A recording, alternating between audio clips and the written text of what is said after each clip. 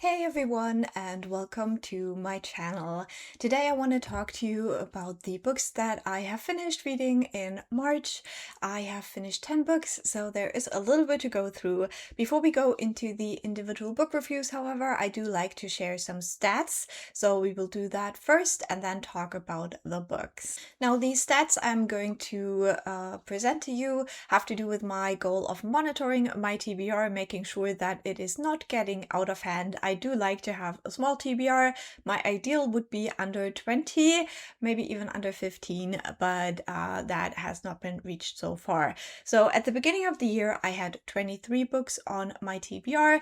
Then in January, it is my birthday, so I did haul quite a few books. There has also been a Libro FM sale that did some damage. And so we started out March with 38 books on the TBR. So we definitely went a little bit over, like a lot over what I'm comfortable with.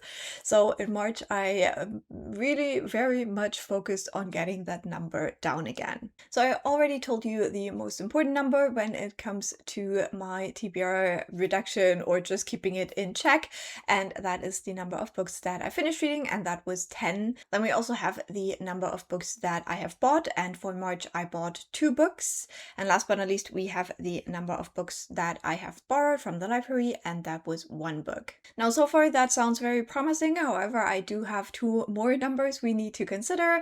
One is the number of rereads, because this is not actually books that went off the TBR as they weren't on it anymore. I did 3 rereads in March, and then also I returned 1 book to the library unread, so that technically for now is off the TBR again until I get it again from the library. So if we take this all together, 10 books read, 2 books bought, 1 book borrowed, 3 rereads, and 1 book returned unread to the library, we reduced the TBR by 5 books in March. And I would say that is well done, me. Good job. That is actually quite a lot. So we are leaving March with 33 books on the TBR.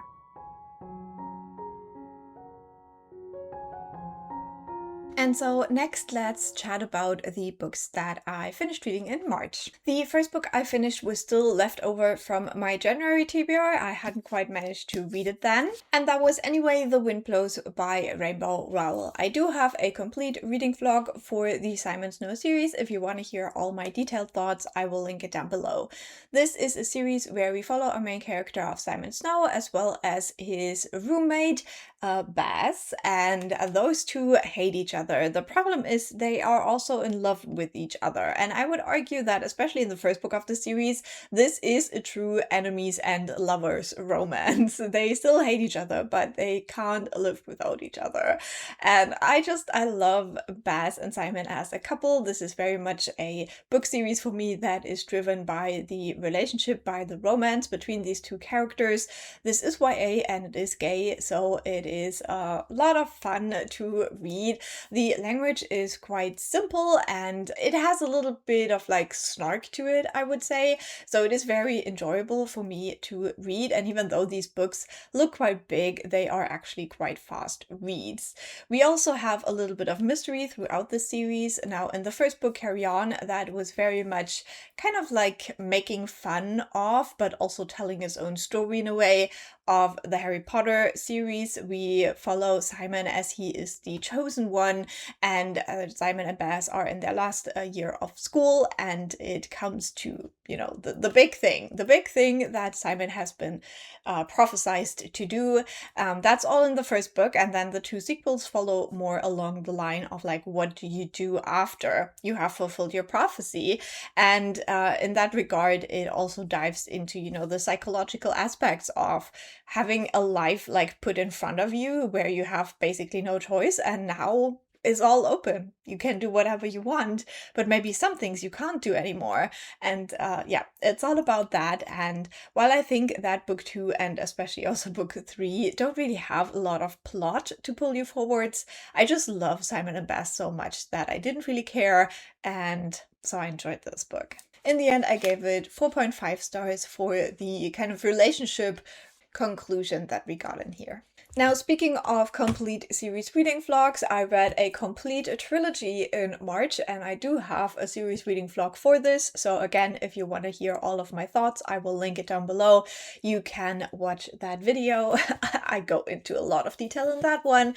So for now, we are going to keep it simple here. I read the Fallen Gods trilogy by Hannah Kaner. This is Godkiller, Sunbringer, and especially Faithbreaker. Now, these two were rereads, but this one I have read for the first time. Unfortunately for me personally, the series didn't quite stick the landing. In the first book, we follow a woman called Kissin, and she is a god killer. We are looking at a world that had a very terrible war between different gods, and the people were kind of in the middle of it and were killed by like tremendous force. And in the end, the prince and his knight, they managed to end the war. However, now gods are forbidden, so god killers go around the land, and whenever they see like new gods popping up, they will eradicate them. And that's basically Kissen's job. But then one day she meets a girl called Inara, and Inara has a god attached to her, which is not normal. Usually a god is attached to his shrine, so now they're trying to figure out how to get the god off Inara, because they don't think it is safe to kill him while he's attached to her. So that is the basic setup, but this story gets bigger and bigger, and unfortunately for me, Faithbreaker in the end is very much a war book, because at this point the characters are all wrapped up in a war again, and I'm just not very interested in war stories. It's just not like my preferred kind of fantasy, and it's also not where I thought the story was going when I started this. So just be warned that, you know, it all eventually ends up in a war story. I gave the first book 4.5 stars, and then the two sequels I gave 4 stars respectively. I still think this is a really good series to check out, especially because of the disability representation and also the queer normativity of the world. Both of those were fantastic to see in a fantasy series, and I'm very intrigued to see what Hannah Kaner will write next. Then next, I finished my audiobook and my 5-star read of the month, and that was Braiding Sweetgrass by Wong Kimmerer. This is a non-fiction book written by a woman who is a biologist. She is very much into plants and knows all the science, and she's also a Native American woman, and she combines the wisdom of Indigenous people in the US with the knowledge that she has learned from her profession in this book. And then it also delves into some history of, you know, Indigenous people, and then also just it has a little bit memoir aspect to it as well. On the one hand, the author talks about her experiences as a mother and then also as a teacher for university students. And this book was just perfect. It is a tiny little bit long, so I felt like, especially in the middle, I had some parts where my attention wasn't quite on the book anymore. But apart from that, I think there's so much to learn from this and to delve into, and I had an amazing time reading this book. So if you're one of the few people in this world who have not checked it out yet, I would highly recommend you go read Braiding Sweetgrass. Then I also finished reading a little novella that I had downloaded from Libby for a train trip that I did, and that was A Psalm for the Wild Build by Becky Chambers. Now, I had really hoped that this would be a book that kind of, you know, puts me at ease a little bit. You know, when you're traveling, things can get a little bit stressful, and I thought, you know, this is a little hopeful book where we are on a different planet, where things are just a little bit better than they are right now on Earth. And so we are following this tea monk as they decide to leave the city where they have lived for the majority of their life, and they go around the world. And as a tea monk, basically their job is to listen to people, listen to their problems, and then serve them tea to make things just a little bit better. But at some point, the tea monk also figures out that this isn't really what they want to do. They have this thing that they really want to hear crickets, and there are basically no crickets on that planet.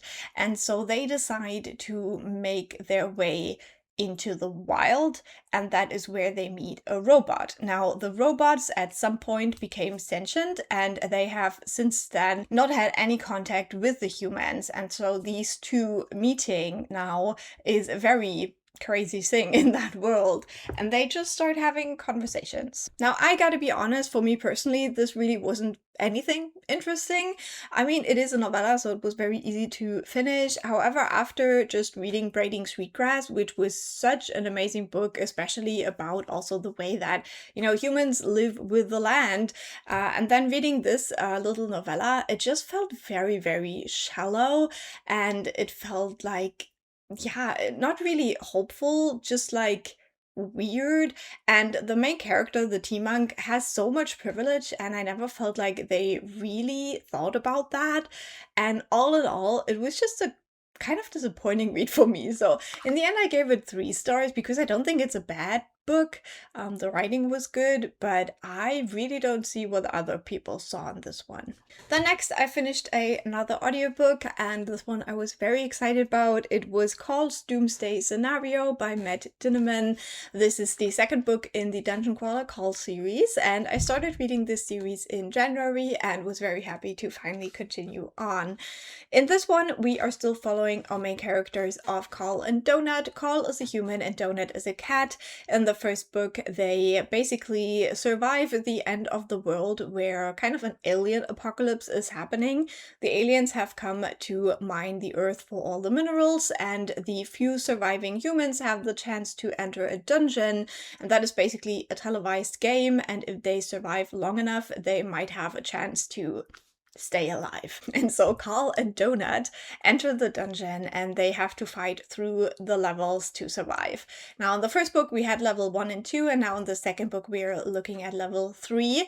Now that our characters have already survived kind of like the first rounds of killing, they do get into a little bit more like storytelling levels, so this one felt a little bit deeper on the game side. However, we also get some glimpses of the stuff that is going on in the world outside of the games, and things don't seem so great right now. So we do have like big corporations that are putting out these games and mining those planets and all of that. And yeah, I'm just intrigued to continue on with this series. The second book, it definitely had quite a few horror elements. So the first half of the book, we do have creepy clowns, and in the second part, we do have these kind of vampire heads. It was very disturbing. Like, a lot of the descriptions were quite gross. So you have to keep that in mind if you want to read the series. There is a lot of like splatter in it as well, but it is at its core kind of an RPG fantasy where our characters have to level up and stay alive. And I had a really good time with that second book. Now, a lot of people told me that the series gets better and better, so I was hoping for more, but for me personally, this was just as good as the first book, and I gave it 4 stars again. Then for a quick read on a day where I wasn't feeling very well, I did my reread of Cheese Sweet Home Volume 2. This is a manga series where we follow a small cat called Chi. She gets lost from her mother and her siblings and gets adopted by a Japanese family, and we follow Chi's life as she lives with that family, and it's really adorable, really cute. I gave this second volume 3.5 stars on reread again. This is also a middle grade series, so great if you want to get your kids excited about cats. Then I finished some more books that I had already started last year, but then didn't quite end up finishing them, and the next one of that list was Disability Intimacy. I restarted this from the beginning, and this is a essay collection edited by Alice Wong, who sadly passed away last year, and in this one we are looking at essays that deal with the topic of disability and intimacy. The subtitle says Essays on Love, Care and Desire, and it is definitely that. Now, the essays are very diverse. We have a lot of like different contributors to this collection, and I think in this diversity is the strength of this collection, because anyone can read this and find something that they really learn something from or feel something about. For me personally, the first couple of essays were the ones that touched me the most.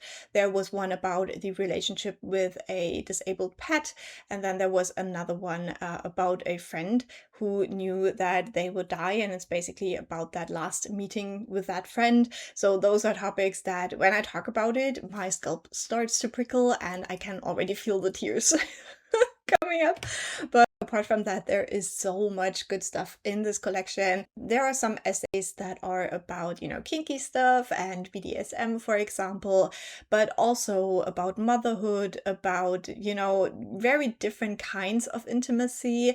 There are also quite a few essays about artists and especially photography that I enjoyed immensely. So I had the best time reading this. I would highly recommend, if you already have read Disability Visibility especially, then you should get this second collection and dive into it. I gave this one 4.5 stars. And then the last book I finished, this one is throwing off my count a little bit, but it is the second volume in the Grimm's Fairytales. Now, I have started reading this collection of 3 volumes in November, so I'm very happy that I'm now finally finished with the second volume. So I have read all of the fairy tales and I only have a couple of the notes left to read. Now I will continue with this one throughout the next few months, but yeah, for now I can say I have read all of the Grimm's fairy tales, which is pretty wild to me because there are a lot. There is 200 that are kind of collected in this, but then you have 10 more that are not considered fairy tales because they're leaning a little bit too much into Christianity already. And then you have 28 that over different editions have been taken out of those 200 and replaced with other fairy tales. So in the end, you have 228. So I read all of them, you guys. So I'm having a lot of fun reading these fairy tales, and I feel like I'm learning a lot from this as well, especially when it comes to the fact that there are no fairies in the Grimm's fairy tales, and also kind of seeing the connections between different fairy tales. Some of them are a little bit repetitive, but I think it is more interesting to see how they relate to each other, how sometimes they start with a different beginning, but then the middle part is the same as a different tale and stuff like that. And especially seeing how these have come from the old German legends and how they shaped themselves into fairy tales, and then later on they were also changed again to fit with Christianity more. It's a very, very interesting journey some of these stories have taken. And so these are all the books that I have finished reading in March. I would love to hear what your favorite book was that you have read in March. Now, as a quick wrap up of my TBR video as well, I had 7 books on that TBR. Out of those 7, I have finished 6. So I'm very happy with that. One of the books went back onto the TBR and will wait for a later point in time for me to read it. So if you enjoyed this video, don't forget to leave a like. That makes me very happy. Also, don't forget to leave a nice comment, and I will talk to you very soon. Bye!